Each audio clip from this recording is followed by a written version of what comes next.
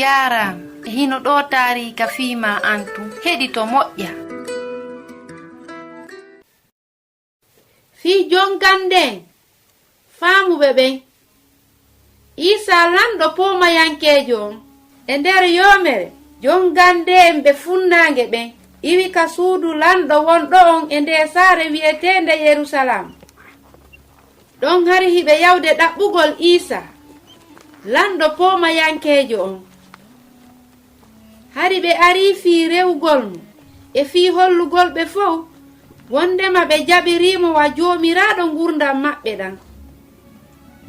kono ɓe yiyalimo ka saare Yerusalam. hari jemmini fewndo ko ɓe iwata ka saare Yerusalam. honɗum waɗi si Herodu lanɗo on no jiɓi? e ko fii honɗum o faaliri a tigi andude ko honde tuma hoodere nden feeñi. e hino kadi hoodere hollunde en wonde lanɗo yahudiyankeɓe ɓen jibinama. yimɓe Baabila ɓen no welti fota fewndo ko ɓe yi hoodere nden. andite hoodere nden no yahude yeeso maɓɓe ka kammu hinde tindinde ɓe laawol baytilahimingol. e hoore suudugo hoodere nden dari ɗon sabu ko e ndun suudu ɗon Mariyama e Yusufu wondi e Isa boobo on. ko ɗon ɓe wuuri ɓe heɓi suudu ɓawto winditagol ngol waɗude. fewndo ko ɓe a fo naati ka nder cuuɗi maɓɓe. jooni non jongande en sakkitori hewtingol faandaare maɓɓe nde.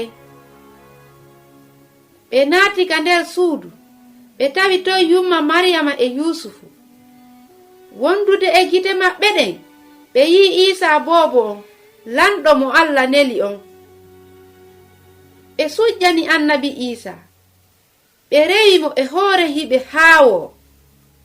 hiɓe faalano tawdede e makko himo haanuno wonude lanɗo maɓɓe on e joomiraaɗo ngurdam maɓɓe ɗan. hara an kadi Isa ko lanɗo ma? hara a newnanimo ardagol ngurdam maɗan fof? alaa ko ɓuri en moƴƴande an e min ka nder ngurdam men e disi en jogitori annabi Isa wa lanɗo ngurdanji men ɗi. jonganden no tawda e maɓɓe ɓe udditi dokke maɓɓe ɗen ɓe holli ko ɓe woni kon anditoɓe. kanŋe e cuurayi e urgallo e mirri ko satti coggu wonno dokke de ɓe okki ɗen lanɗo pomayankejo on.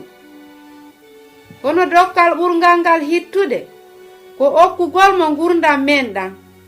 on mo okkitiri ngurdam mum ɗan annabi Isa ko njoddi mawdi o hendoto.